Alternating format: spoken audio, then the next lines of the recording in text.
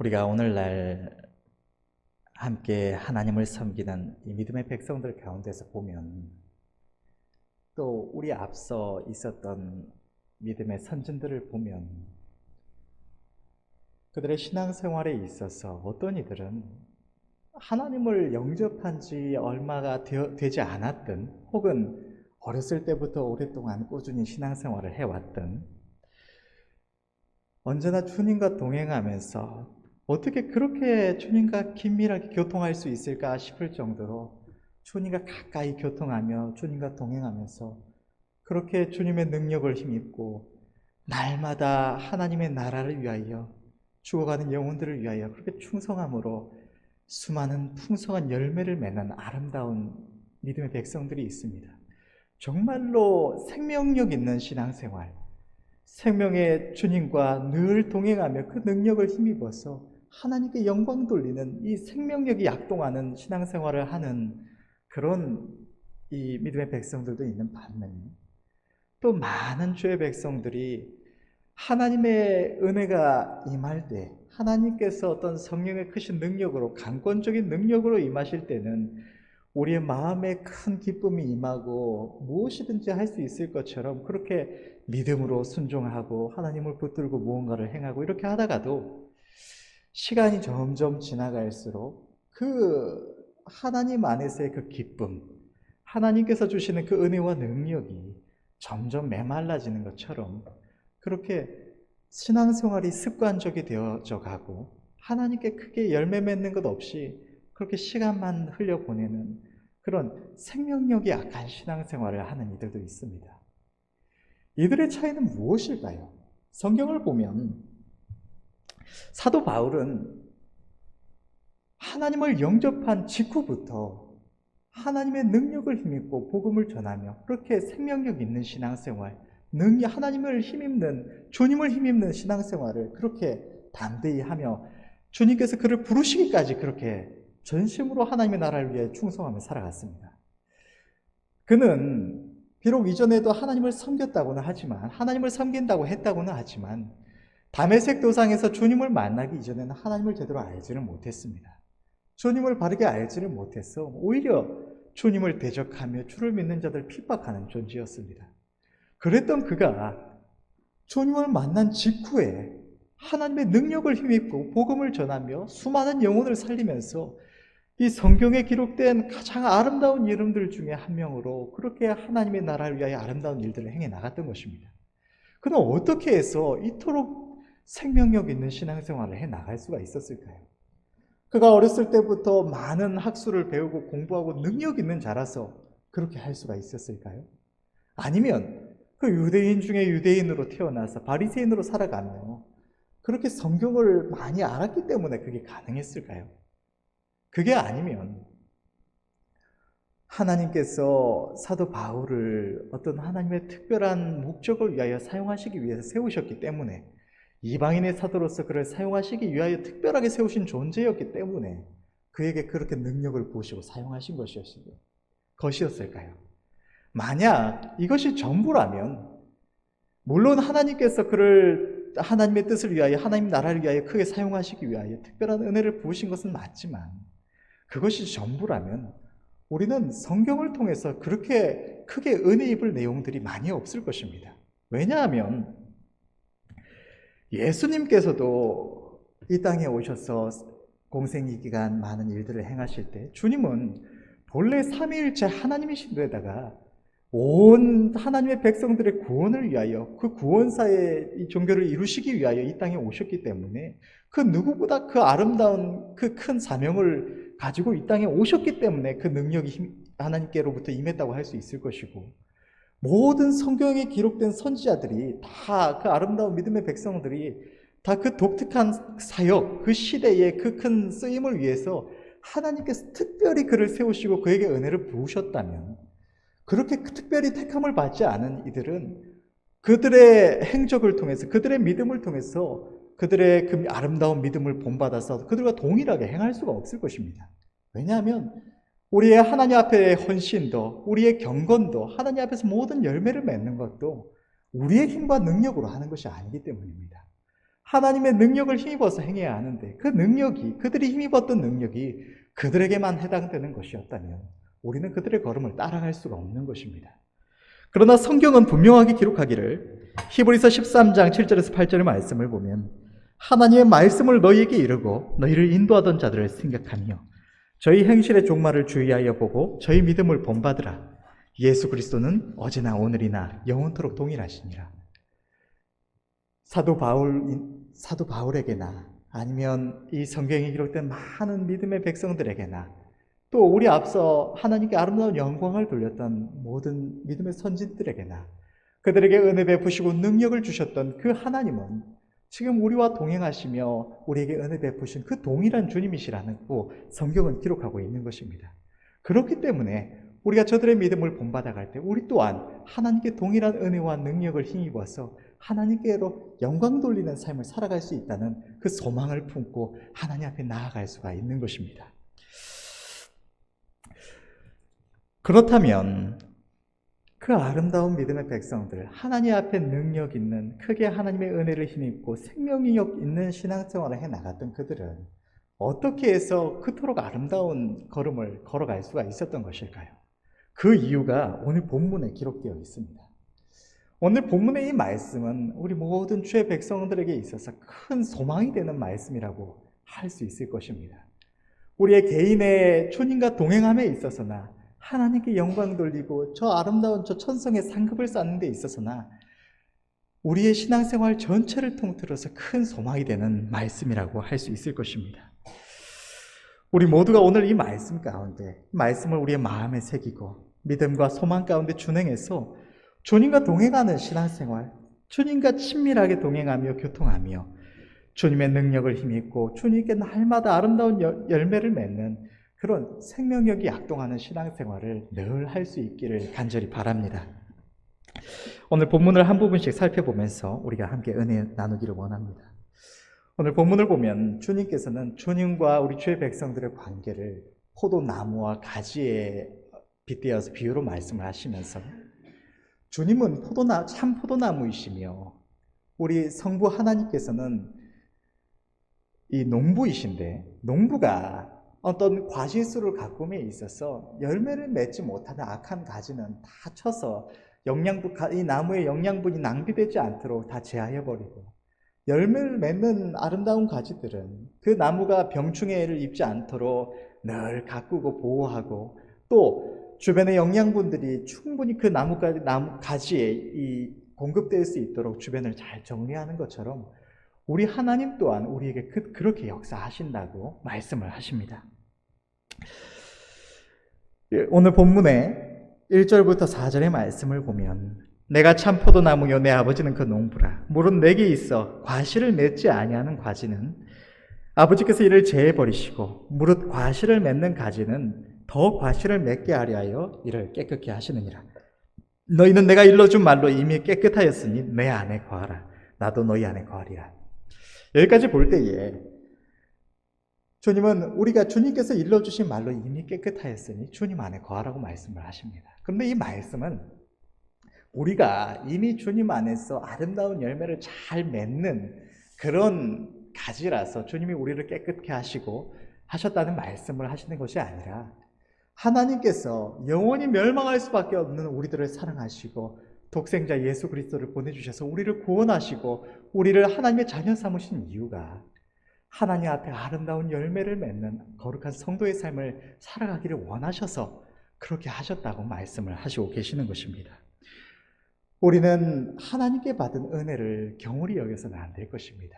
우리 주님께서 삼위일체 하나님이신 그분께서 우리를 위하여 이 땅에 오셔서 우리를 위하여 모든 고난과 모욕과 수치와 조롱을 받으시고 우리를 위하여 생명을 내어주시기까지 우리를 사랑하심으로 주신 이 구원의 은총을 우리가 가볍게 여겨서 그저 하나님 주신 구원을 받았다고 우리가 하나님 주신 은혜를 누린다고 그렇게 여기에 안주하여서 그렇게 하나님 주신 은혜를 받아 누리기만 하고 살아가서는 안 될 것입니다.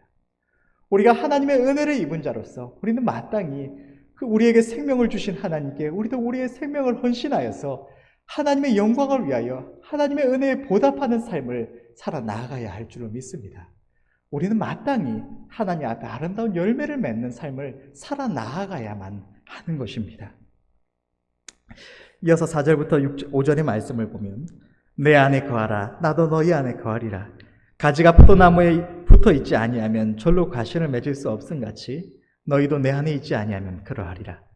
나는 포도나무여 너희는 가지니 저가 내 안에 내가 저 안에 있지 아니하면 이 사람은 저 안에 있으면 이 사람은 과실을 많이 맺나니 나를 떠나서는 너희가 아무것도 할 수 없습니다.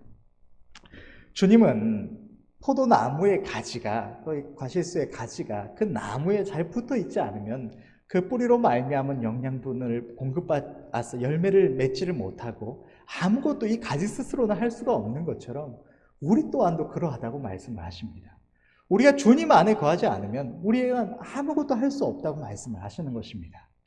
우리는 신앙생활을 처음 시작하거나 어떤 하나님께서 성령으로 크신 능력을 부으실 때, 성령으로 크게 붙으실 때에는 우리 스스로가 대단한 경건이 있고 하나님 앞에 잘 순종하고 하나님의 영광을 위하여 의롭게 잘 살아갈 수 있는 존재인 줄로 착각하기가 너무나 쉽습니다. 내가 열심을 다하기만 하면, 내가 이대로만 나아가면 하나님께 크게 영광 돌릴 수 있으리라. 내가 하나님 기뻐하시는 삶을 다른 이들과는 다르게 잘 살아갈 수 있으리라 착각하기가 너무나 쉽습니다. 그런데 우리가 하나님의 영광을 구하는 삶, 하나님의 기쁘심을 위하는 삶을 살아가고자 하면 시간이 지나갈수록 우리는 우리 스스로가 마땅히 형벌받을 수밖에 없는 죄인이었음을 더욱더 분명하게 깨닫게 되는 것입니다. 우리 스스로는 아무것도 하나님 앞에 아름다운 것들을 할 수가 없는, 우리는 어리석고 악한 죄인임을 우리는 날마다 깨닫게 되는 것입니다. 하나님의 보호하심이 없으면 우리는 한순간이라도 악한 마귀에게 우리의 생명을 잃어버릴 수밖에 없는 연약하고 어리석은 존재임을 우리는 깨닫고 주님의 은혜를, 주님의 도우심을 구할 수밖에 없게 되는 것입니다. 주님은 우리 주의 백성들을 이 세상 모든 동물들 가운데서도 가장 연약하고 아무런 능력이 없는 연약한 양에 빗대어서 말씀을 하십니다. 우리는 스스로는 주님 앞에서 아무런 열매를 맺을 수 없는, 우리 스스로 무능력한 존재임을 우리가 늘 기억하며 주님 안에 거하기에 힘써야 할 줄로 믿습니다. 이어지는 6절의 말씀을 보면 사람이 내 안에 거하지 아니하면 가지처럼 밖에 버리고 말라지나니 사람들이 이것을 모아다가 불에 던져 사르느니라. 주님은 사람이 주님 안에 거하지 않으면 아무런 열매를 맺지 못하고 사람들이 주워다가 불에 던지는 가지처럼 밖에 던지워져서 말라진다고 말씀을 하십니다. 만약에 우리들의 신앙생활이 뿌리 되신 주님, 생명나무이신 주님으로 말미암아서 날마다 영양분을 공급받고 늘 주님과 교제하며 교통하며 주님께로 말미암는 은혜와 능력 가운데 하나님 앞에 아름다운 열매를 꾸준히 맺어가는 그런 생명력 있는 신앙생활이 아니라 우리가 날이 갈수록 우리의 신앙생활이 습관적이 되어가고 우리의 하나님 앞에 열매 없는 모습에 안주하게 되고 그렇게 주님 앞에 부끄러운 모습으로 우리가 살아가게 된다면 그것은 오늘 본문에 기록된 이 말씀처럼 우리가 온전히 주님 안에 거하지 못했기 때문에 우리가 주님을 떠나서 메말라졌기 때문에 우리의 그러한 모습이 나타나는 것이라는 것입니다. 만약 우리의 모습이, 우리의 신앙생활이 생명력 있는 신앙생활이 아니라 날마다 메말라가는 신앙생활이라면 우리가 주님 안에 온전히 거하고 있는지를 하나님의 말씀에 비춰서 살피고 바로 서야 할 줄로 믿습니다. 주님은 오늘 본문의 말씀을 통해서 우리가 열매를 풍성히 맺으려면 주님 안에 거해야 한다고 말씀하시며 우리가 주님 안에 거하면 우리가 주님께 무엇을 구하든지 주님께서 그대로 이루신다고 말씀을 하십니다. 하나님의 은혜와 능력을 크게 입느냐 그렇지 못하느냐는 우리가 주님 안에 온전히 거하느냐 그렇지 않느냐에 달려 있다는 것입니다. 우리가 주님 안에 거하면 주님도 우리 안에 거하셔서 우리가 어디로 가든지 우리 주님이 함께 하시며 모든 선한 일에 주님의 능력으로 말미암은 열매를 풍성히 맺게 하시고 그 가운데 나타나는 모든 필요에 대해서 주님께 구하는 대로 역사하심을 받는 능력이 있는 신앙생활, 풍성한 열매를 끊임없이 맺는 생명력 있는 이 신앙생활을 할 수가 있는 것입니다. 그런데 우리가 지금까지 주님 안에 거한다고 할 때 우리가 쉽게 떠올릴 수 있는 것은 우리 주님 안에서 이 경건한 생활입니다. 우리의 본능대로, 우리 안에 있는 죄성대로, 우리의 생각, 인간의 생각대로 살아가지 아니하고 우리 안에서 우리에게 말씀하시는 주님의 음성에 귀를 기울이고 또 하나님의 약속을 믿음으로 붙들고 살아가는 것, 하나님의 말씀에 순종하며 살아가고 또 기도와 말씀에 힘쓰며 하나님을 가까이 하는 것, 이러한 주님 앞에서의 경건한 삶, 주의 백성들의 성도로서의 경건한 삶에 대해서 우리는 그런 것들을 생각하면 주님 안에 거하는 삶이라고 쉽게 생각을 합니다. 이 모든 것들은 물론 우리 주의 백성들이 주님 안에 거하며 주님과 동행하는 삶을 살아가기에 반드시 행해야 할 필수적인 것들입니다. 그러나 오늘 본문을 통해서 주님께서 우리에게 말씀하시는 것, 우리가 어떻게 해야지 주님 안에 거할 수 있다라고 말씀하시는 것은 이러한 경건이 아닙니다. 경건한 생활에 힘쓰라고 말씀하시는 것이 아닌데 9절부터 12절의 말씀을 다시 한번 우리가 읽어보면 아버지께서 나를 사랑하신 것 같이 나도 너희를 사랑하였으니 나의 사랑 안에 거하라. 내가 아버지의 계명을 지켜 그의 사랑 안에 거하는 것 같이 너희도 내 계명을 지키면 내 사랑 안에 거하리라. 내가 이것을 너희에게 이름은 내 기쁨이 너희 안에 있어 너희 기쁨을 충만하게 하려 함이니라. 내 계명은 곧 내가 너희를 사랑한 것 같이 너희도 서로 사랑하라 하는 이것이니라. 주님께서는 앞서 말씀하신 것 같이 내 안에 거하라라는 말씀을 반복해서 사용하시는 것이 아니라 내 사랑 안에 거하라라는 좀 유사한 표현을 통해서 이어진 말씀을 하시는데 우리가 이러한 표현 때문에 우리가 말씀을 볼 때 내 안에 거하라는 말씀과 주님의 사랑 안에 거하라는 말씀을 좀 별개의 말씀처럼 어떤 막연한 이 말씀처럼 느끼기가 쉽습니다. 그런데 동일한 말씀을 기록하고 있는 요한일서 3장 21절부터 24절의 말씀을 보면 이렇게 기록을 하고 있습니다. 사랑하는 자들아, 만일 우리 마음이 우리를 책망할 것이 없으면 하나님 앞에서 담대함을 얻고 무엇이든지 구하는 바를 그에게 받나니 이는 우리가 그의 계명들을 지키고 그 앞에서 기뻐하시는 것을 행함이라. 그의 계명은 이것이니 곧 그 아들 예수 그리스도의 이름을 믿고 그가 우리에게 주신 계명대로 서로 사랑할 것이니라. 그의 계명들을 지키는 자는 주 안에 거하고 주는 저 안에 거하시나니 우리에게 주신 성령으로 말미암아 그가 우리 안에 거하시는 줄을 우리가 아느니라. 요한일서의 이 말씀은 오늘 본문의 말씀과 동일한 말씀을 하고 있습니다. 우리가 주의 계명을 지켜서 주님 안에 거하면 무엇이든지 구하는 바를 받는다. 그런데 우리가 주님 안에 거하려면 주의 계명을 지켜야 하고 그 계명은 주님께서 우리에게 주신 서로 사랑하라는 말씀이다 라고 기록을 하고 있는 것입니다. 다시 말하면 주님께서 오늘 본문의 앞에서 말씀하신 내 안에 거하라, 우리가 주님 안에 거하여야 열매를 맺는다고 말씀하신 것과 이후에 9절부터 말씀하시는 주님의 사랑 안에 거하라는 말씀은 동일한 것을 말씀을 하시고 계시는 것입니다. 다시 말해서 주님은 우리가 주님 안에 거하려면 서로 사랑해야 한다고 말씀을 하시는 것입니다. 우리가 이웃 사랑에 대해서 오늘 본문을 통해서 말씀하시는 것처럼 주님 안에 거하는 것의 핵심인 그의 계명을 지키는 것, 곧 이웃 사랑을 준행함에 있어서 우리가 생각하는 것은 구제와 선행, 또 이 영혼 구원일 것입니다.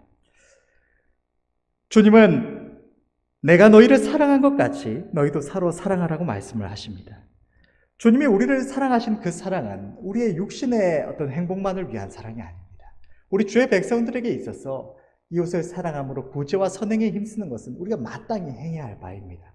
그러나 주님이 가장 기뻐하시고 가장 우선시하시는 것은 주님께서 우리를 위하여 이 땅에 오셔서 행하신 일들처럼 주님께서 우리를 위하여 모든 고난을 받으시고 십자가 위에 우리를 위하여 죽어주심으로 나타내신 그 최고한 사랑의 목적이 우리의 영혼의 구원이듯이 우리의 이웃사랑, 서로 사랑하라는 이 말씀의 중심은 이 영혼의 구원에 있다는 것입니다. 우리가 주님 안에 거하려면 우리는 주님께서 우리 모든 주의 백성들에게 주신 이 복음의 사명만큼은 반드시 준행해야 하는 것입니다. 제가 사실 이 말씀을 전하려고 이렇게 결심을 하기까지 좀 어려움이 있었습니다. 왜 그랬느냐? 작년 이맘때쯤에 하나님께서 우리 교회에 크게 뜻을 주시고 여러 말씀을 통해서 나타내 주셔서 우리가 하나님의 복음을 전해야 함을 우리에게 말씀을 하셨습니다.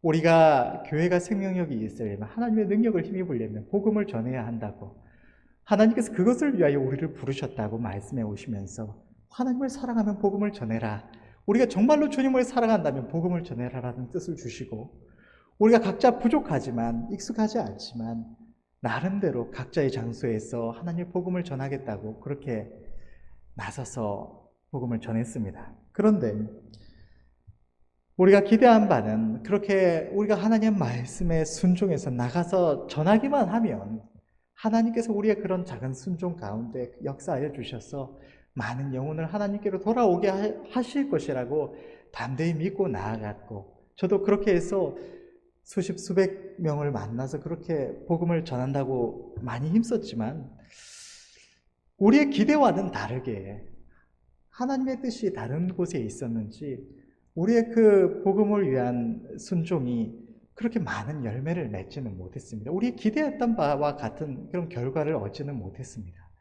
그리고 이어지는 깨달음은, 옛 시대에 우리 교회는 일반적인 다른 교회들과는 다르게 오래전부터 하나님께서 이 대한민국의 복음화라는 큰 사명을 우리에게 보여주시고, 마지막 때에 성령 부으실 것을 우리에게 보여주시고, 그렇게 우리가 지금까지 그것을 소망하며 나아왔습니다. 그렇기 때문에 옛 시대의 사도들이 하나님의 성령을 힘입어 복음을 전했을 때의 일들을 보면, 그들이 주님께서 부활 승천하신 이후에 바로 나가서 복음을 전하며 그 전도에 힘썼던 것이 아니라, 주님께서는 하나님의 약속하신, 주님의 말씀하신 성령이 임하심을 기다려라, 성령이 너희에게 임하시면 너희가 내 증인이 되어 땅끝까지 주의 복음을 전할 것이라고 그렇게 말씀을 하셨고, 제자들이 한 곳에 모여서 함께 주의 성령의 임하심을 위하여 기도하던 중에 오순절날 마가다락방에 주의 성령이 임하시고, 그들이 이전에는 크게 능력을 힘입지 못하는 그런 모습이었지만 성령이 임하신 이후에는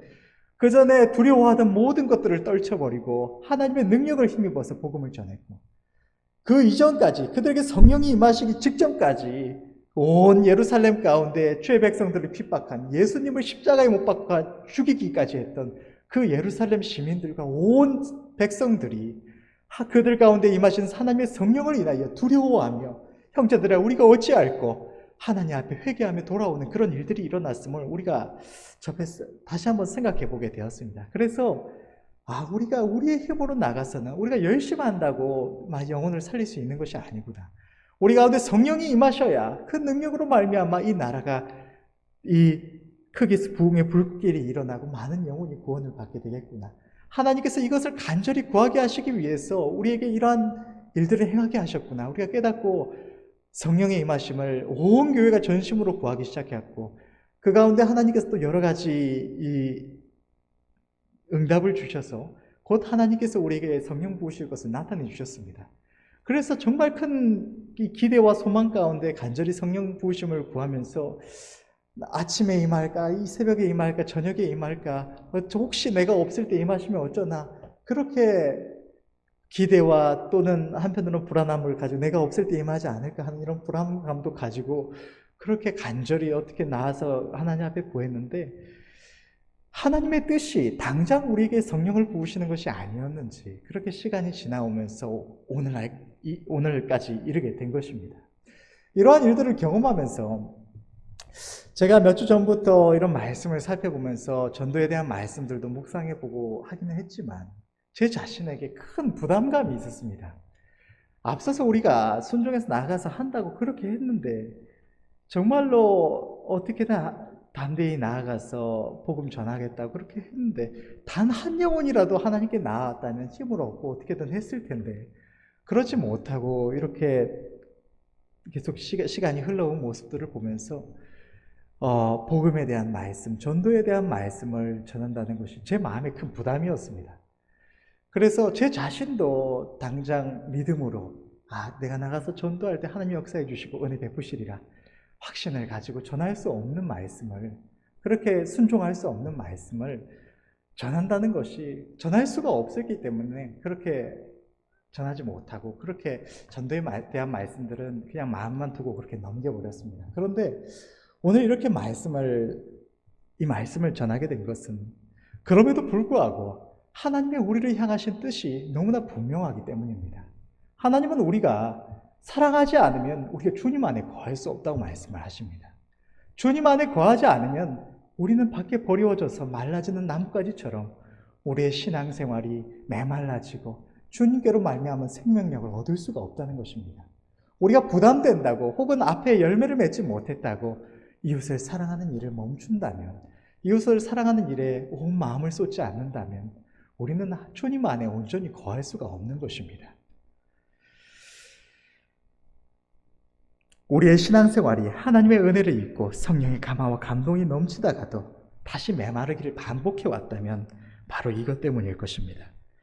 생명나무이신 주님, 참 포도나무이신 주님과 붙어 있었더라면 끊임없는 생명력을 공급받아서 늘 생기 있는 신앙생활이 되어야 정상인데 그렇지 않고 떨어져 있었기 때문에 주님의 우리의 생명을 잃어버리지 않도록 때때로 은혜로 역사하시며 붙들어 주셨기 때문에 우리가 지금까지 우리의 믿음을 지켜올 수는 있었지만 그것이 다 또다시 메말라 오기를 반복해 왔던 것입니다. 그러므로 우리는 서로 사랑하라는 주님의 계명을 지켜서 주님 안에 거하여야 할 줄로 믿습니다.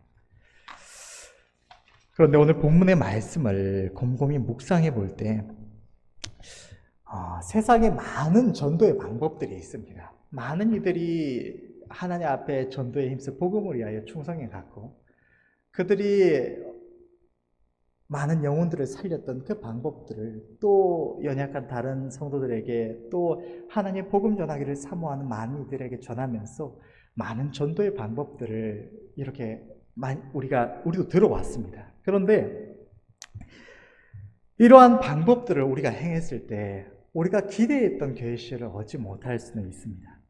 그 방법을 행하는 어떤 사람의 성격이나 능력의 문제이든 또 어떤 조건의 문제이든 혹은 우리가 하나님께서 우리 교회의 전도의 문을 아직 여시지 않았다고 생각하는 것처럼 하나님의 때가 아니어서이든 우리가 다른 이들이 많은 열매를 맺었던 방법을 우리가 동일하게 행한다고 그것으로 말미암아 열매를 맺을 수 없을 수는 있습니다. 그러나 우리가 오늘 본문을 통해서 확인할 수 있는 것은 하나님의 우리를 향하신 뜻은 내가 너희에게 생명을 주었으니까 너희가 50명 전도해서 살려라, 70명 전도에 살려라, 100명 살려라라는 것이 아닙니다. 하나님은 우리에게 하나님께서 이 구원의 은총을 주셨으니까 너희가 나가서 30배, 60배, 100배로 너희 힘으로 결실을 맺어오라고 말씀을 하시는 것이 아닙니다. 주님께서 우리에게 원하시는 것은 다만 사랑하는 것입니다. 이 세상에 누구든지 사랑하는 것은 할 수 있습니다. 부자든 가난한 자든 능력이 있는 자든 능력이 부족한 자든 혹은 성격이 나쁜 자든 성격이 좋은 자든 누구든지 사랑하는 것만큼은 어떤 한 영혼을 마음에 품고 그를 사랑하는 것, 그에게 관심을 쏟고 그를 위하고 그를 위하여 수고하고 희생하고 그를 생각하고 기도하는 것, 그를 위하여 복음을 전해주는 것, 이것은 능력이 있는 자든 없는 자든 할 수 있는 것입니다. 주님은 오늘 본문의 말씀을 통해서 우리가 주님 안에 거하면 과실을 많이 맺는다라고 말씀을 하십니다. 맺을 수 있다가 아니라 맺는다입니다. 우리가 주님 안에 거하면 사랑하면 과실을 많이 맺을 수가 있다라고 말씀하는 것이 아니라 너희가 서로 사랑해서 열심히 하면 너희가 이렇게 결실을 맺는다가 아니라 우리가 사랑하면 하나님께서 주님께로 말미암는 그 생명력으로 인해서 열매를 맺게 하신다고 말씀을 하시는 것입니다. 우리가 행할 것은 다만 주의 계명에 순종해서 이웃을 사랑하는 것입니다.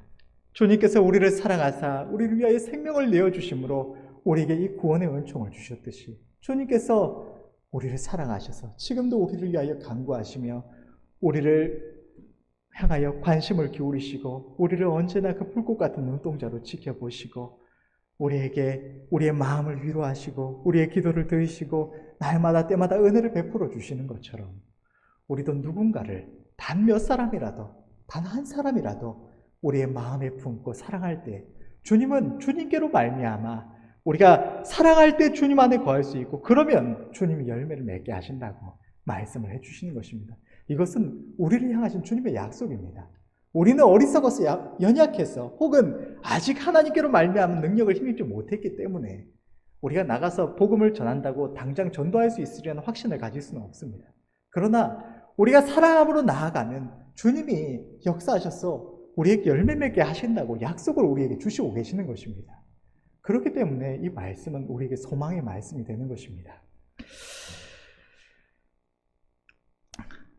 전도자들의 예를 보면 아름다운 전도자들이 처음부터 어떤 교회 안에서 복음을 전하는 이들을 따라서 많은 이들을 향해서 복음을 전하다가 하나님께서 택하신 이들을 만나고 그렇게 하나님께로 인도했다는 이들도 있지만, 전도자들에게 있어서 어려움을 겪지 않은 전도자들은 없었던 것 같습니다.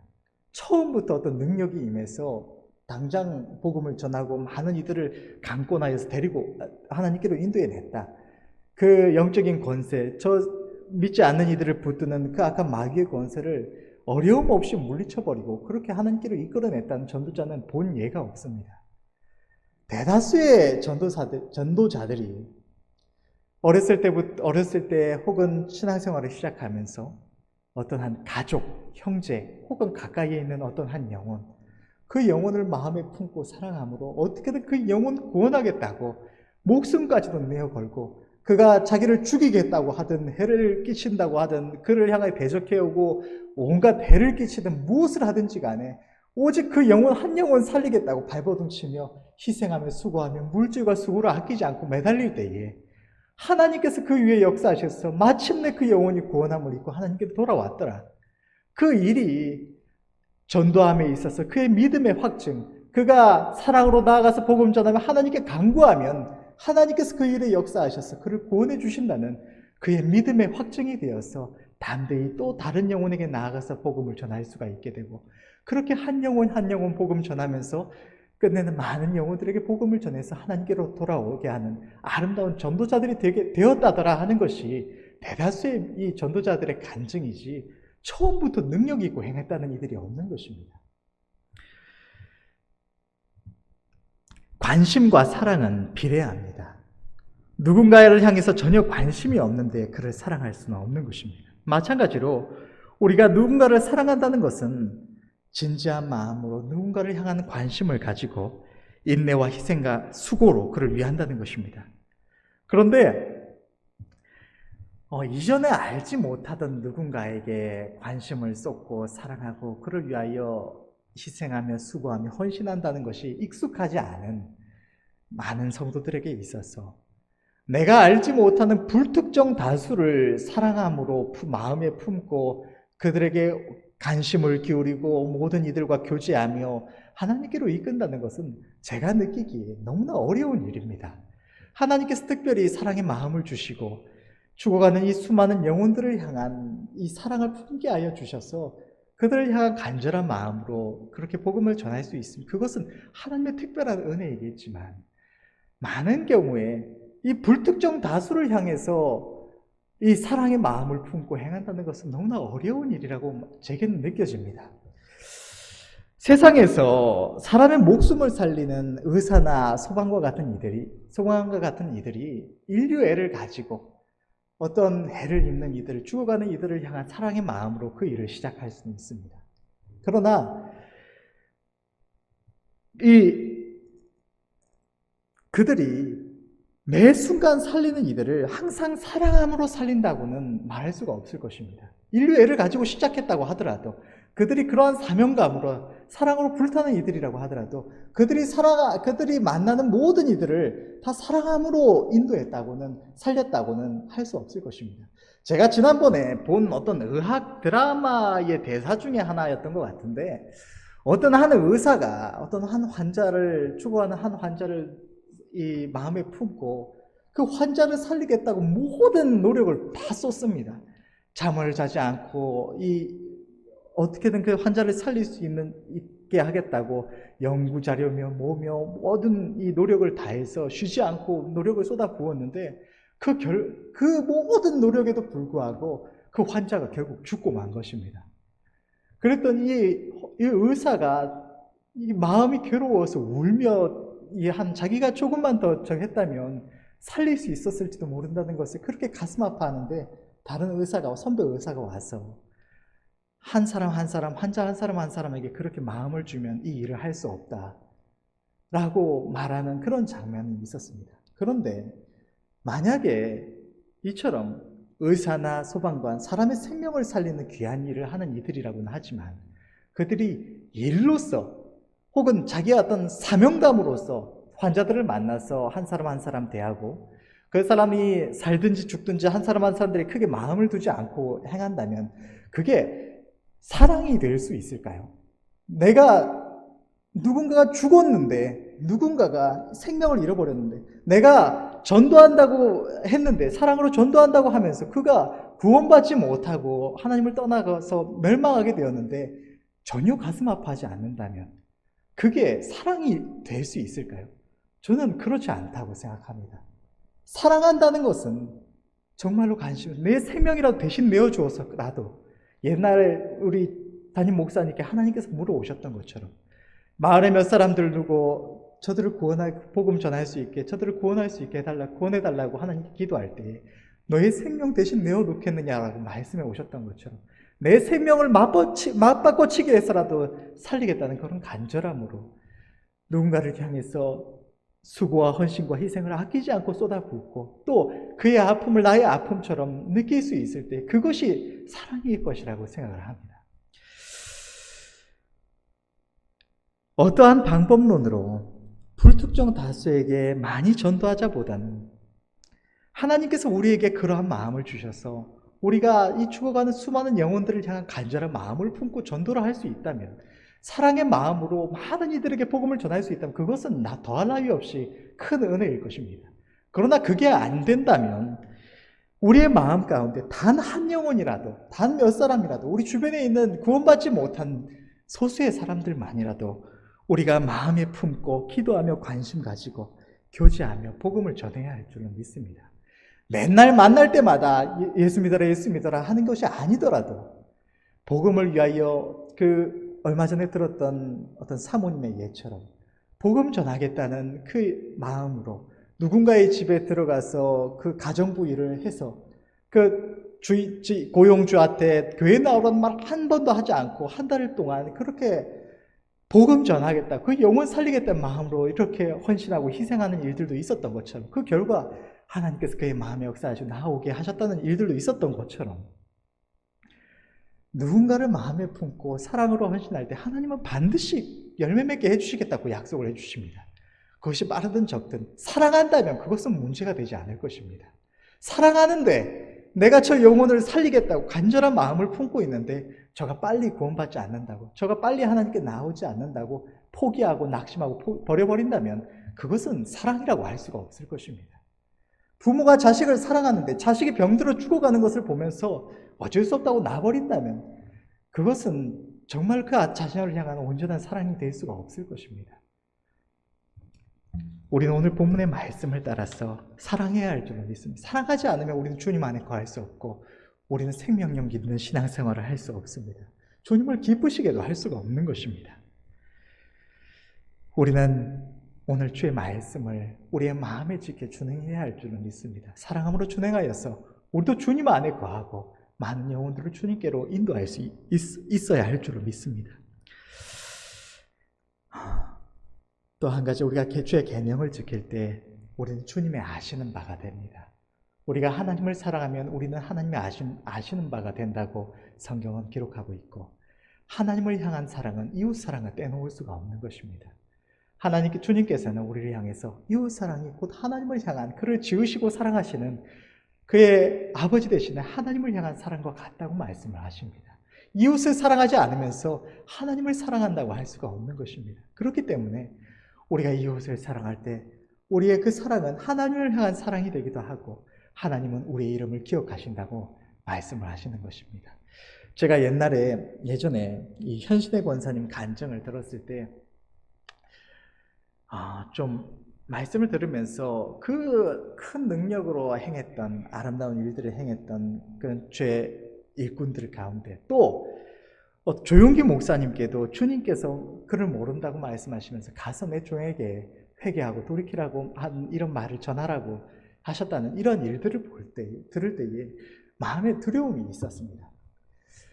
저 아름다운 주의 백성들, 하나님 앞에 날마다 쉬지 않고 뭔가를 하나님께 영광 돌리겠다 충성하는 저 아름다운 일꾼들이, 주의 종들이 주님이 저들을 모른다고 하신다면, 그저 주님의 십자가의 공로만 붙들고 있는다고 주님이 기억하시고 하시는 것, 은혜 베푸 사랑하시는 것이 아니라 주님이 모른다고 하실 수도 있다면, 저들이 주님의 십자가의 공로를 안 믿어서 주님 모른다고 하신 것이 아닐 것입니다. 그 아름다운 주의 종들이 주님의 주 구원의 은총을 몰라서 엉터리 같은 생각을 하고 있다가 그런 주님의 두려운 말씀을 들은 것이 아닐 것입니다. 믿고 있었지만 그들의 모습이 주님의 마음에 합하지 않았기 때문에 주님은 저들을 모른다고 말씀하시며 속히 회개하라고 말씀하셨던 것일 것입니다. 이러한 말씀을 들을 때에 주님이 내 이름을 아실까? 마지막 날에 주님 앞에 나아갔을 때 주님이 내 이름을 반드시 아신다고 확신할 수 있는가? 여기에 대해서 두려움이 있었습니다. 그런데 하나님께서는 우리가 서로 사랑할 때, 우리가 하나님을 사랑할 때 우리의 이름을 기억해 주신다고 말씀을 하십니다. 우리가 사랑하기만 하면 주님은 우리의 이름을 반드시 기억해 주신다는 것입니다. 결론을 맺겠습니다. 우리가 하나님 앞에서 하나님의 은혜에 보답하여서 아름다운 열매를 풍성히 맺는 삶을 살아가려면 우리는 주님 안에 거해야 하고, 주님 안에 거하려면 우리는 반드시 영혼 사랑하는 마음을 가져야 합니다. 이 영혼 사랑하는 마음 없이 우리가 아무리 기도에 힘쓰고 예배에 힘쓰고 충성하고 마음 써서 예물 드리고 교회에서 봉사하고 모든 선한 일에 힘쓴다고 한다고 할지라도 우리는 주님 안에 거할 수가 없는 것입니다.